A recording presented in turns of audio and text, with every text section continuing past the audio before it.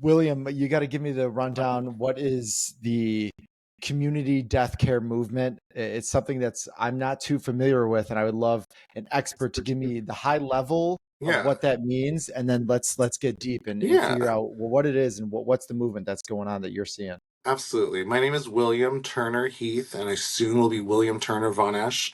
I am about to get married this year.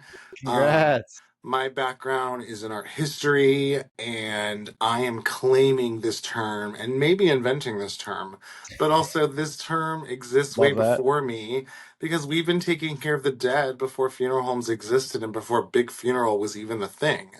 Hmm. So, community death care for me is the third wave of the death positive movement. For me, Jessica Mitford is our OG.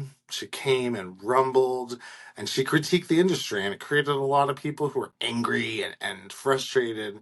But that book was really an important book, and we all learn about it when we go to school. Hmm. Next, we have an important person who many funeral directors like aren't the hugest fan of.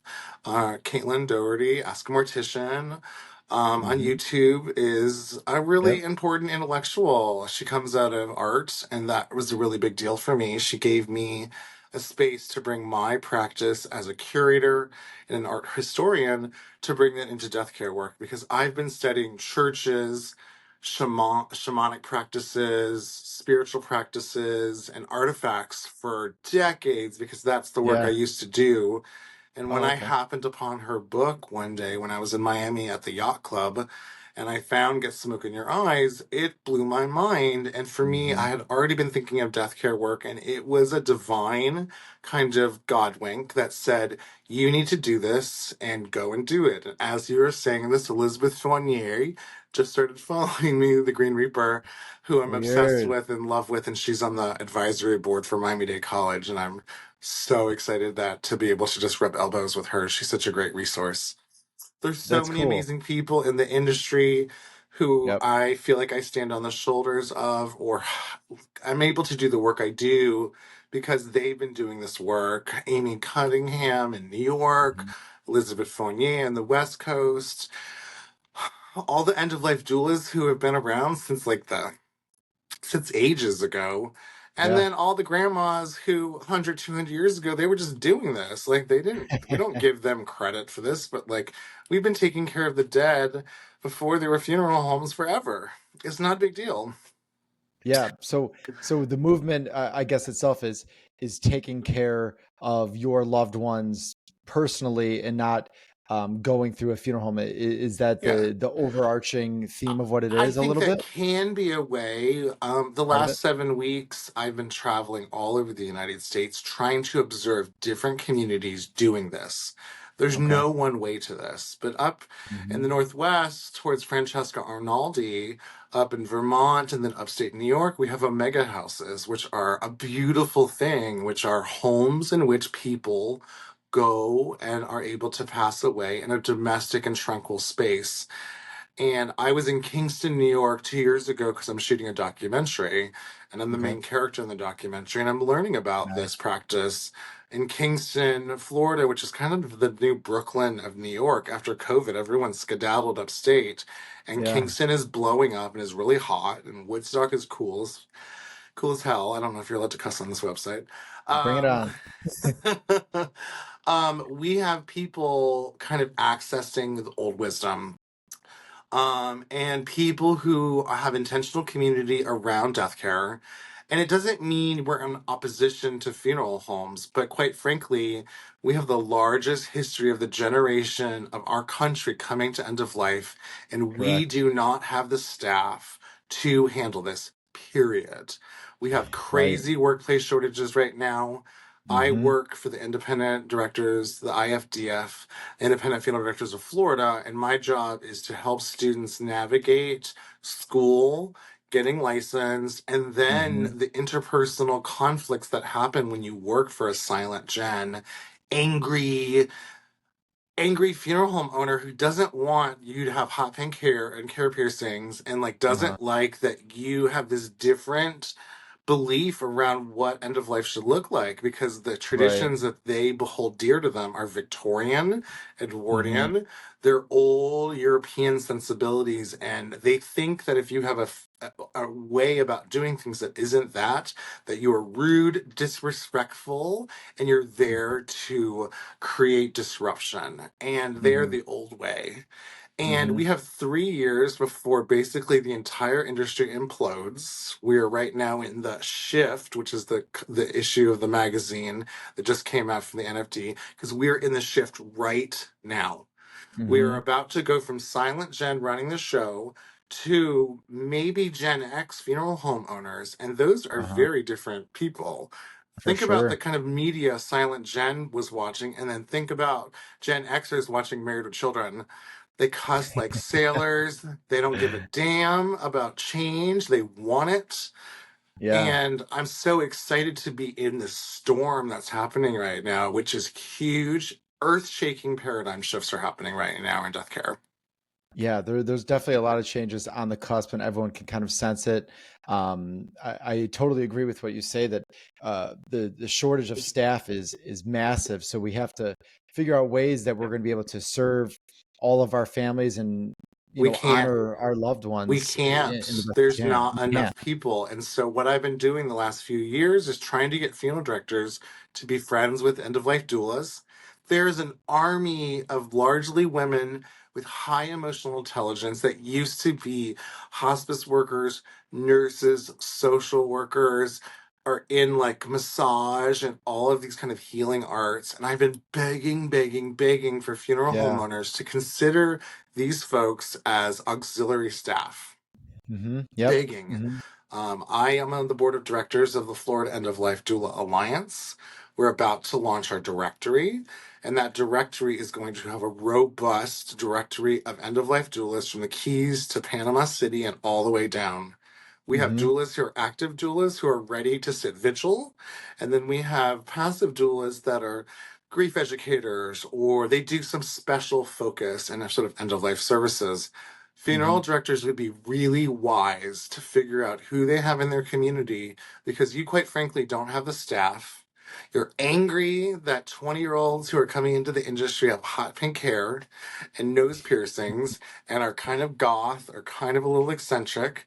Like, you're not always going to have a Mimi Mython, Mimi the mortician, who is an influencer online. You're not all going to have these kind of like dreamboat presenting to the public in this way that you Sure. want to have. And you better just learn to deal with the next generation, because you don't have the staff. And right now you're burnt out, you're angry. And I see a lot of workplace bullying. I see a lot of melting down. I have had Mm-hmm. conversations in which people's coworkers have slashed their tires. They have assaulted coworkers. We are in a dangerous place right now, and I am setting up a Yeah. hotline, a crisis hotline for funeral directors right now. Yeah. It is tough. And I've been there myself. Just that burnout is real because you're working overtime, you're working constant Yeah. just to keep up with, and we're doing the job of probably what, a person and a half was doing Yes. maybe back in the day when there was way more volume of people coming into the industry. Yeah. So we have to figure out ways that how are we going to be able to do this? I'd love to talk about a couple of things that you said. First off, I would love to hear more about what these mega houses are. That's really intriguing to me. And so it's sort of like a replacement ish to a hospice center, but more of a communal base. What is that Sort of. I exactly? mean, look, I'm not an authority on this, but this is a model that exists. And then Okay. I think you see places like Asheville, which has like the Olympic doulas of death doulas or end of life doulas in Asheville, where they're basically this model of a mega house is like the most gorgeous and beautiful kind of space in which a home domestic setting exists. It's a place for people to pass, but they actually have palliative care or they have medical integrated into the system. That is the dream of dreams. And there's a Right. film called The Last Ecstatic Days that I'm helping to promote and tour in September about this model. So you can observe this model in this film, The Last Ecstatic Days, and I can send you a link and people can pay Yeah. to watch this film. But wind up Interesting. back to like Yeah. 100 years ago, there are houses throughout the New England areas, and it's simply a Hmm. home where someone can go and be. Because you know what? Few people want to go and die in a hospital. That is not a Right. death that as many people want to have. Right. The medicalized death is it's alienating. We saw a lot of people during COVID have to pass away in hospitals and not have any Without contact with family. family. And that was Yeah. devastating for our country. That was No a doubt. traumatic event for our country. And baby Yeah. boomers who are coming up next to the end of life end zone, they have zero desire to die in this way. They want to be home. But it Right. depends on the resources you have to do that. In many instances, Absolutely. women outlive the kind of people in their family and are often left at end of life Hmm. with no one to take care of them, even though they have taken care of anyone else. And so the Omega Right. House, from the research I've done, is a rebuttal, is an answer to this situation in which community helps you in end of life. And that means many things, but it means physically being able to go somewhere and Uh-huh. hospice to serve you. And so you So, become a surrogate family, and the people who run oh, these spaces are your surrogate family. They don't become like doulas are never medical. A lot of doulas have medical backgrounds, but they cannot touch that stuff because they do not have a licensure that allows them to.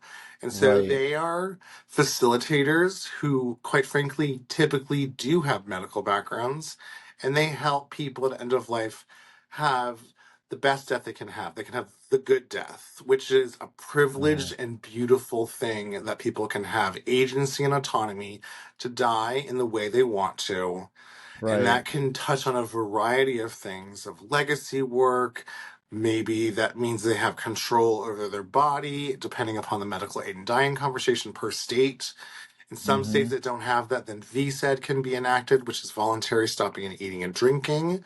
But Hmm. also, they can control the flow of people coming in and out of the room. They can do all the things, and Francesca Arnaldi is a brilliant thinker around this topic, and I highly recommend you interview her. She's been Sure. my mentor through the University of Vermont program that I did along with Dr. Mhm. Chang, who's in New York City. Interesting.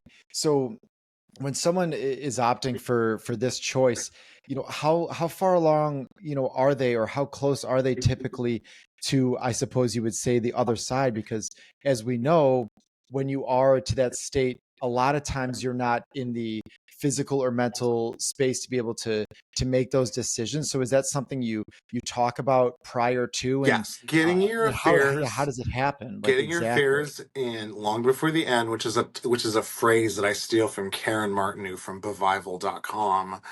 Like Hmm. death literacy and preparing long before the end is essential.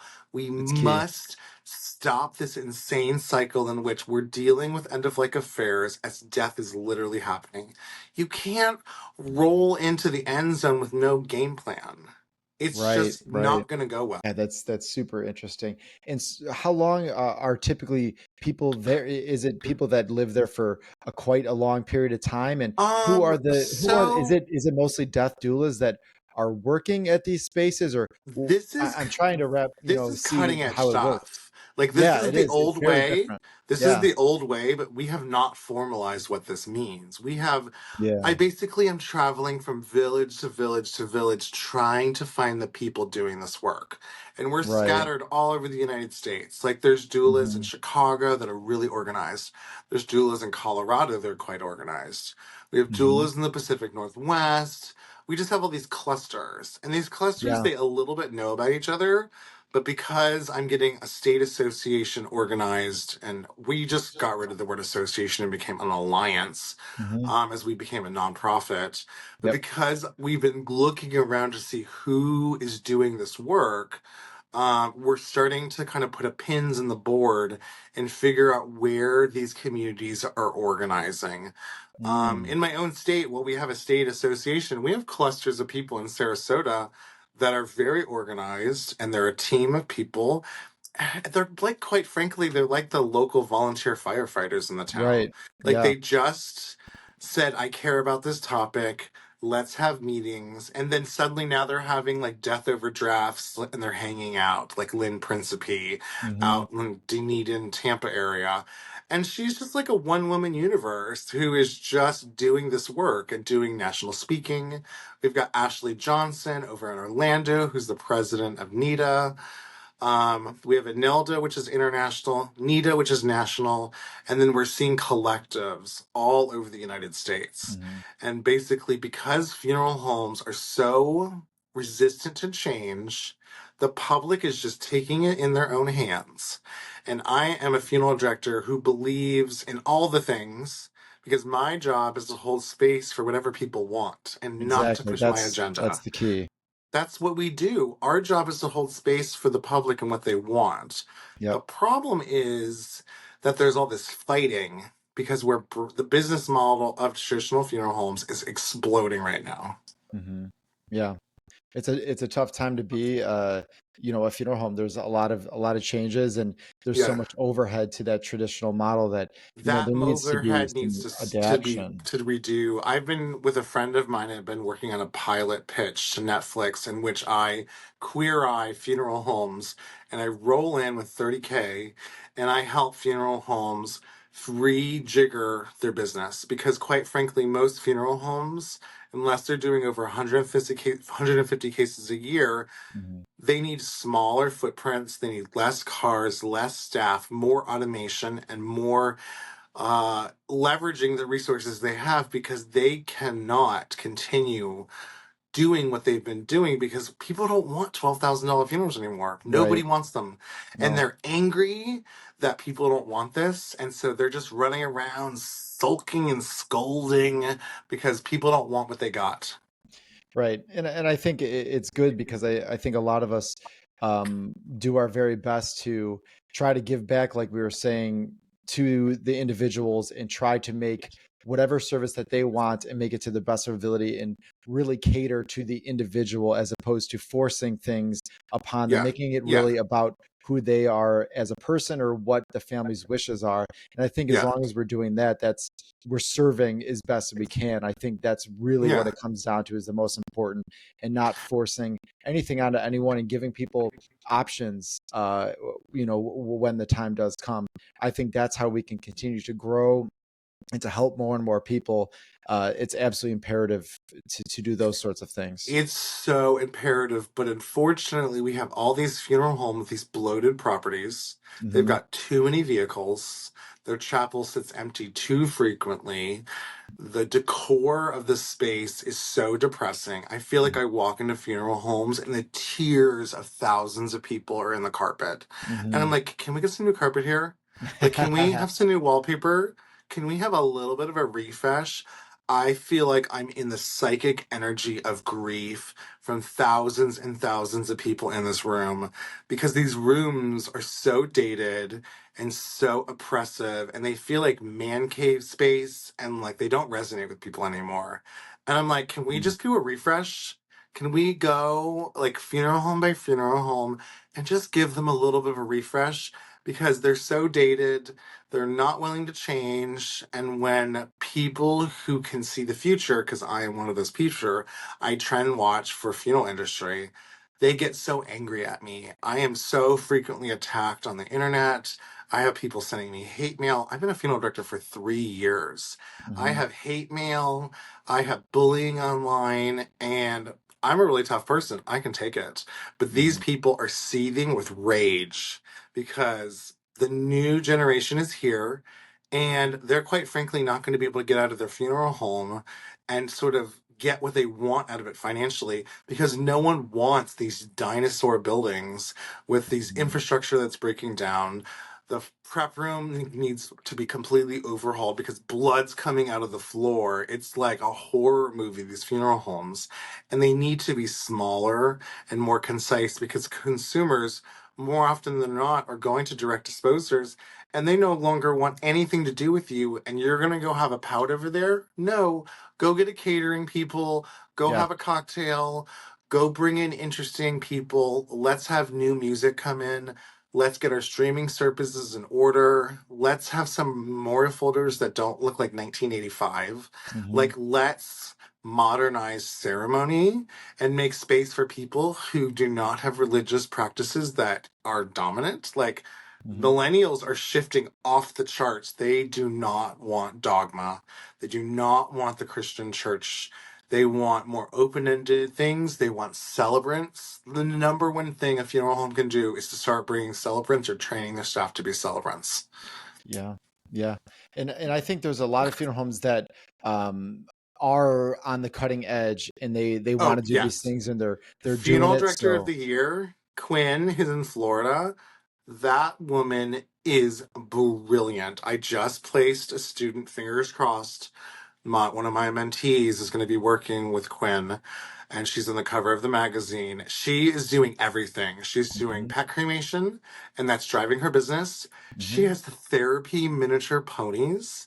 She has, I think, like a grief support dog. She's leveraging technology. She has like fun Gen X energy. She's like clearly spiritual, but also like it's okay if she cusses once in a while or listens hmm to some music that's a little bit less traditional.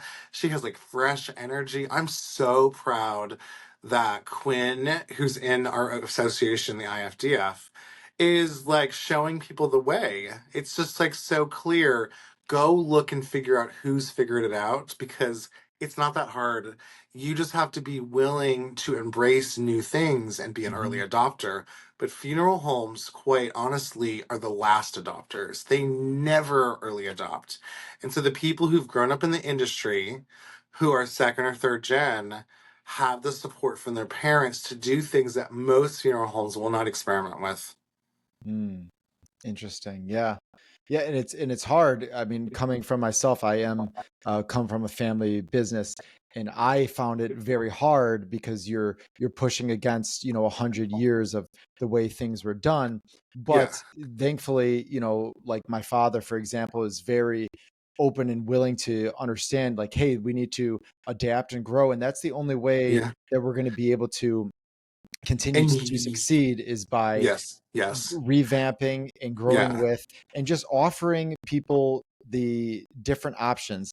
I don't think there's anything wrong with traditional side. I don't think there's anything Of wrong with course. super new sort of funeral type of service, but it's finding that ability for your funeral home or whatever your practice is to offer all of those things to families, so that way everyone has an opportunity to go through this experience and make the most out of it. I think that's Yeah. really, really crucial. And there We are a need lot to of be people more doing it. flexible. We need to be more flexible. Funeral directors that are going to close in the next few years are rigid, judgy bitches. They're Mhm, so they think they're like the pastor of the town. Like they're mhm, usually the most wealthy people in the town. They think they have the right to gatekeep culture and death. And mhm, quite frankly, they don't. mhm, Like if someone wants to do a service that is non-traditional, who are they to say no? And the reason why they're going to close down is because you know what, I'm all for whatever kind of service you want to have. My job as a funeral director is to be there to give you choices, not to sort of be like, this is what I want you to do. mhm, I'm super out there. Like I do really strange funerals because that's my public. And I'm mhm, inspired like people like Kimba Griffith in Australia, who's the last hurrah. Who if you're on mhm. Instagram, please do yourself a favor and follow them. They're doing some of the most interesting funerals in the world. Yeah. And I think that's what it all comes down to is offering those things and just operating from your heart and just Yeah. And being as best having as you some can be. cultural humility to not be so arrogant to think that you know the only way.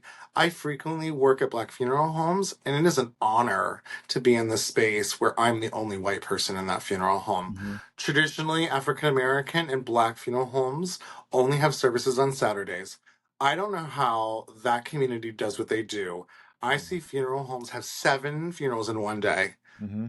Hell no, I do not want to live in that world. But also, Tough. bring the bling. I want the doves. I want the matching airbrush t shirts. I Mhm, want all the cars. I want all the luxury. I'm natural burial. Like, I am so country and simple.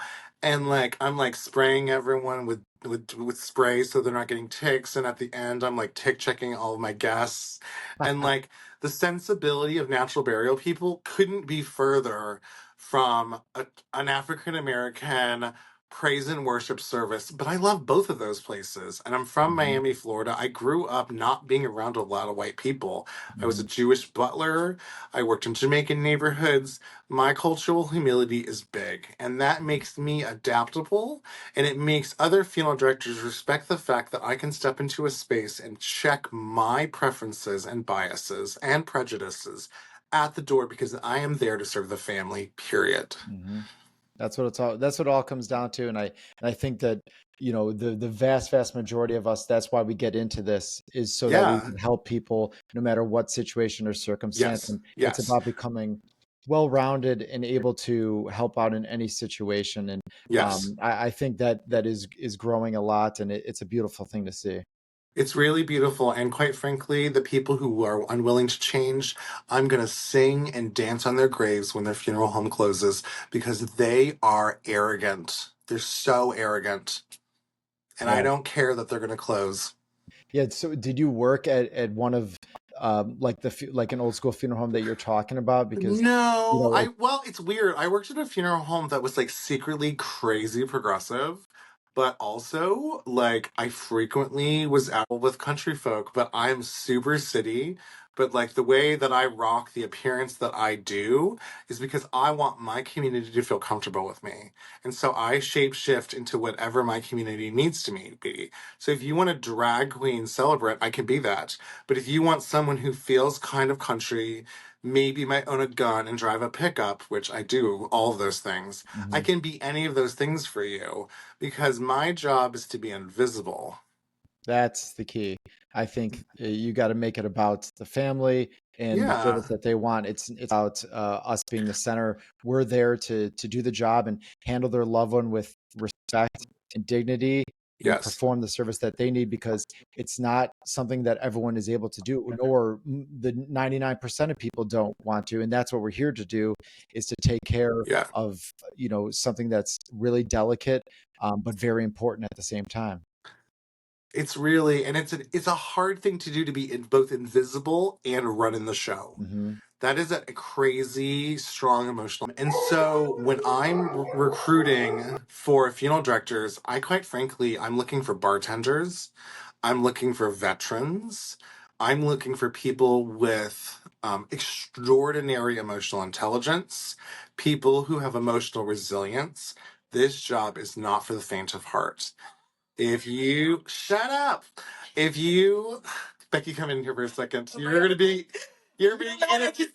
Come in. Hello. Say hi to Con. Special guest. Hello. I'm staying with Becky May, who's a funeral director, who I'm trying to get her a job today. Now get out of here. Well, I just got off the phone with someone who likes me, but it's a whole different thing. Okay, great. Get out of here. I'm frequently trying to find people who have the emotional resilience to do this work. Yeah, and it's not for everyone, and that's why it is a tough thing, because we're trying to get people to come and help in these circumstances, and it's not for everyone, and it's not for someone that isn't able to handle some very challenging physically and emotionally on a day-to-day Yeah, basis over and over again. It takes a toll. yeah, So you need to be strong and tough and focus on what's important, and what you're doing to help other people. yeah. If your father or mother was a narcissist, please come on down. You are the perfect funeral director.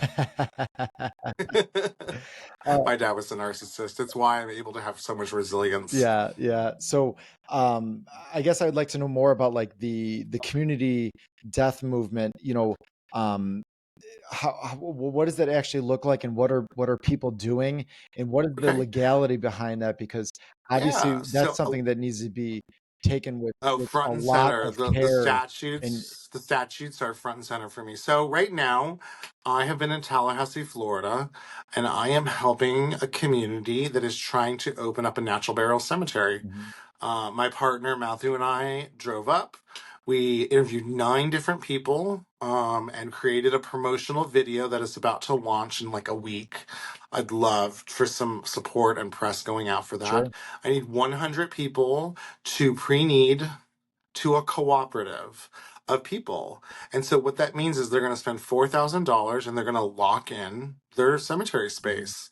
They're going to, included in that is, will be discussed in the video essentially. And whether they work with a funeral home or not, we're going to be able to provide what they need to do. I want people to work with funeral homes. I'm not someone who's trying to sort of like, I'm not a this or that person. Like, I'm a whatever needs to be done person. And so, like, I'm a funeral director. And when I work with funeral homes that get it, I want them to get as much business as I can get them. Right. But a lot of funeral homes only want to do things the way they want to do things. And natural burial communities, quite frankly, don't need what most of the things they offer. They need a death certificate, they need transport, they need refrigeration. That's it. Can you price me and package me something that's worth my time? Because you're giving me prices for the old system, and I don't need to be paying $6,000 to get a death certificate and some refrigeration. I just don't.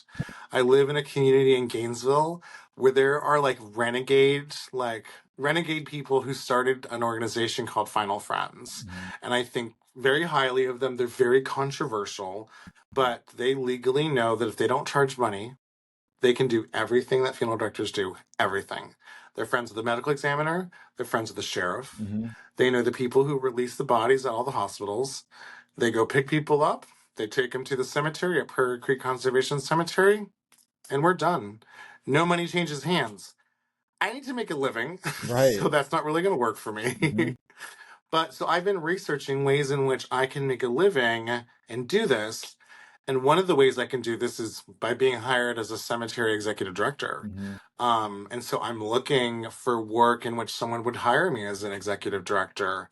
And because I'm this hybrid thing, I can help people learn the rules, find the laws, and do what they want to do. But if funeral homes would be more flexible to design packages for this public, they can make money and they can do a pretty in and out kind of thing. We need some paperwork. That's it. We need you to go pick up transport from the morgue, from the nursing home, and most traditionally from the home. And I'm going to tell you if there's stairs, I'm going to tell you how much they weigh, and it's not going to be a lie. I'm going to like give you the things you need, and I'm going to basically have all the information you need ready for your death certificate, and you can cut and paste that right into EDRS, and we can call it a day because I just need paperwork from you. You are a legal check and balance to make sure criminal activity doesn't happen, and that is sacred to me. Yeah, that's have where I done was going to go next. I've done home burials. It's legal. I've done home burials. I came and rolled into the house. They had an earth mover. I wish we had given them more guidelines because they digged a hole in the ground the size of a pool. Yeah. And it was really dangerous Yeah. kind of bringing the decedent into there. We tucked in his bush light. I tucked in all of his sports hats. Now we're talking. The family smoked some weed. We had a little ceremony. It was badass. Yeah. I'm going to need to make some guidelines for people. And also, like, I want GPS coordinates on the death certificate. I want to reach out to the medical examiner. I want to reach out to the forensic anthropologist. I want the GPS coordinates where they need to be. And you better put this on the deed of your property, because if someone goes to put a pool in and they find you, I'm going to have a lawsuit on my hands, and I don't need that because I don't have that kind of money to sort of battle those kinds of things. Right. But again, 100 years ago, this was no big deal. Like, everyone's like, how are we going to do this? And I was like, dude, we used to do this. It wasn't that long ago. Right. Yeah. That's Wasn't that interesting. long ago that we were doing this. And there are communities like in North Carolina where they never stopped doing this. Yeah. There's 6 states where we cannot do this because kind of laws have been put into place, and those are the states where the lawsuits against death doulas are happening. Or we have places like California, which is traditionally a pretty progressive state around end-of-life topics, sued a bunch of doulas and tried to like take them out. Yeah. But there's no way we're going to be able to stop this because we do not have the staff. And quite frankly, I don't want everyone just to go to direct cremation because that's the efficient way to go. Right. I don't. I think ceremony is really sacred and important. I think families need more than direct cremation. But also, like I said, I'm just a vessel. If direct cremation's your jam, have at it. It's Right. $1,000 or less, and quite a lot of baby boomers are bored to tears with the kind of cookie cutter funerals that they Mhm. have. Like it's like a joke at this point. Yeah. I guess what I would say, so you're saying, $1,000 less for a cremation. Obviously, it's you have those options for sure. How about, the survival of these? Because we need to be paying our individuals to be able to staff and transfer and all of that stuff. And all of it does, add up. And it's not just like that. That's what sometimes when people think, it's so expensive, it's like, well, there is a lot of work that goes behind the scenes. So you have to try to find a Yeah, happy but medium. funeral homes need to sell cremations for 3 grand, and we all need to just get used to that as a price point. But that also means we need to shrink the overhead because, quite frankly, unless you're the top tier and you're working with Walton Hong and like you're the number one or two because you're in a wealthy neighborhood, you've got a beautiful funeral home, and people actually want to use your space. Mhm. Most funeral homes need to take a chainsaw to their buildings and shrink. Right. They need to shrink, or they need to just straight up sell the property, make a bunch of money because they're quite large properties, Mhm. and start a new funeral home that is this fraction of the size. They need to shrink to the scale of what consumers want because consumers don't want what they got. Yeah, I think I've been saying that for quite some time, that the Yeah. storefront properties, that's going to be Yes. eventually the new way, Yes. because Yes. we don't Yeah. need the giant properties anymore. And it just that's you have to No. adapt, And or otherwise you're going to have no margins. before commercial real estate collapses, please go and sell this property. Right. You're going to make a ton of money. Yeah. Make that money and start reimagining what funeral homes are going to look like. I truly think a reality TV show in which people go and flip funeral homes and have really hard conversations would be a Mhm. brilliant, brilliant Yeah, idea. people are always fascinated by what we do on a day-to-day basis. That's for sure. Yeah. You guys could totally property brother this Oh and just be God. like, da na na na na. That would be hot. I would love I it. maybe I'll put that in the burner. I would definitely like to make some videos, parody videos of that. I'll tell you that much, Oh, that would be amazing. Amazing. because you'll see a I want to lot of like different go things. in and be like, well, you've got a date tonight. We're going to get you a new outfit. And then like your consumer walks into the funeral home and they're like, it's like a date parody of That's something. funny. Wedding singer vibes. It would be hilarious. Definitely. I have a question about like the death doula. So, I understand what they do and the value of it. What is like the primary reason that maybe a death doula wouldn't want to become a licensed funeral director? They want to be able to do and handle the I same can thing. answer So that really let's hear it. easily. The funeral industry is crazy sexist. Okay. But so. It's obnoxious, the industry. I have so many young women who are being physically assaulted, sexually assaulted, toxically harassed, Mhm. Which is stalked. not okay, of Like course. it's not okay, and I want to do a panel discussion about how toxic the funeral industry is for people coming into the industry. Death doulas already know that this is what the industry is like, and they don't want any part of it. I have friends whose tires been have slashed. I personally, as an intern, someone went into my computer and took RAM out of my computer so I would look less efficient as an employee. Mm, Little did they know, I had requested a camera be installed to sort of watch my desk because I was experiencing constant and pervasive bullying by my manager. that's terrible. I'm sorry I that know happened. multiple women who've been sexually assaulted in their internships. I Mm. know men who've been assaulted in their internships. I've heard so many stories about workplace bullying that, quite frankly, death doulas are not interested in going through this. They're already professional women who do not need this license. Right. Okay. Now, Yeah. I do know quite a I guess few I'm more. people. I'm more talking about like being able to do all the things that a funeral director does from a legal standpoint, as far as making transfers, whether Yeah. depending on Well, the but state, meeting with so a families, doula all just of that but stuff. a doula can just be hired as an associate and do this work. We have tons of people support stuff at funeral homes. Hmm. They don't have licenses. Hmm. It's not a big deal. Right. But I guess like to make like for most states, like to make the transfers or to meet with families or whatever else, like no. Every state is different. Yeah. Every state, like California, the stuff they do in California is bananas. What state are you guys in? I'm in Chicago, so I'm in Illinois. Okay. You're probably in a little bit of a harder state. I always call Michaeline Dowers when I want to know what the rules and limits of the state are. Hmm. She is my legal beagle who I check in with to find out what's possible. And I think y'all recently had a Yeah. conversation. She is brilliant Yeah. and we business She's partner a great. lot. Yeah. So it just depends. But honestly, there's so many funeral associates that are smart and they don't have a degree and they don't need a degree. Hmm. Yeah. They just don't.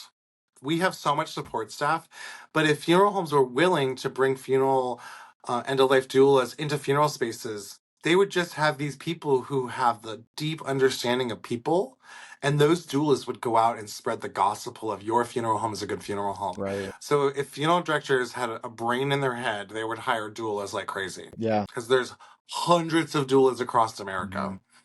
Yeah, and we need the help, all the help we can get. So I think it's a good thing to have that in that circumstance. That's for sure. Yeah, yeah. Great. I guess lastly, I know we talked about something a little bit interesting that you also do is the end of life psychedelics. You got to give me the rundown. Well, what Yes. is that? That is very new index. Like I pretty much only hang in the new index spaces, and when stuff gets mainstreamed, I'm like, goodbye. I'm off to the next Dip out. thing. Uh, I sit on the board of directors for a psychedelic nonprofit based out of Sarasota, Florida. Hmm. Our board of directors is national and they're all over the place. Chris Caldwell is our executive director. So we look at training people around psychedelics and end of life and the therapeutic values of ketamine, MDMA, and psilocybin. Psilocybin is typically about brain. MDMA is about heart, and there's conversations about PTSD. And then ketamine is war and sexual Mm. violence. And so when you reach end of life and you kind of want to process all your stuff and look at your end of life, there are some people who believe that plant medicine is a place that can be explored. Somewhere in the last 5 years, the war on drugs just like went to bed and suddenly everything's cool. Yeah. I go to the mall and I'm like, every store has skeletons and mushrooms and is telling young people to do the drugs and be cool about death. It's like every single store. I'm at Hot Topic, I'm at PacSun. Like, we are just pumping this message into the brains of young people that this is where we're going. And it's not surprising. Baby boomers in 1969 were hiring birth doulas.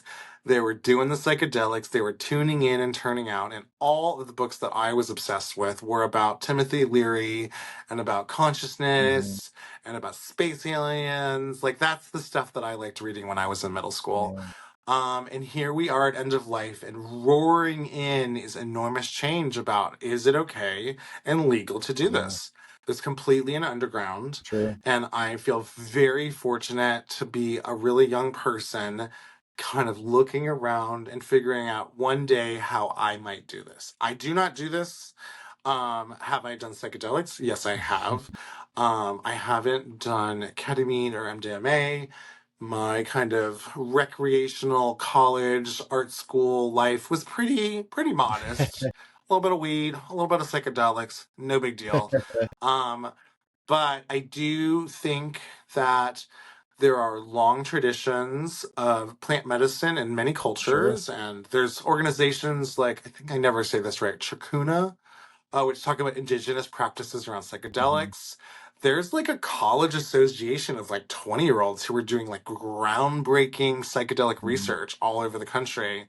And there's a huge industry coming about because there's so much money to be made. And so I went to Wonderland with Michaeline Dowers this last year, and was probably the strangest conference I've ever been to in my entire Really. life.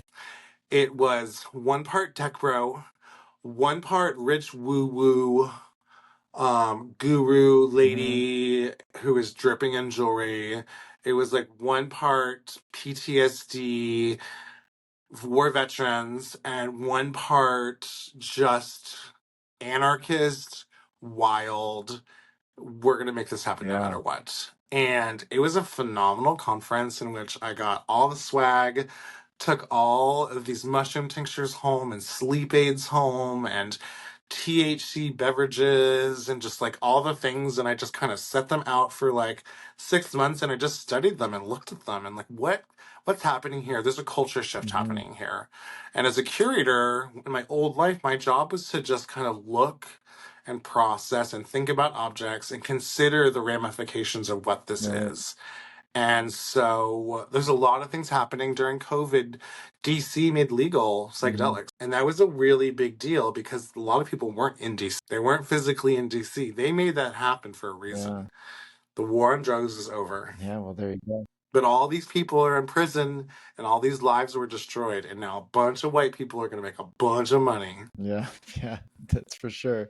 Well, William, thanks so much for taking the time and giving us Yeah. some very, very cool perspectives. And we wish you all the best and hope that all of Yeah. your projects to keep coming to fruition and that you're able to help a lot of people out there that whoever that might be looking for different things and progressing as well and trying to help our workforce, especially because that's a admirable task you're doing there too.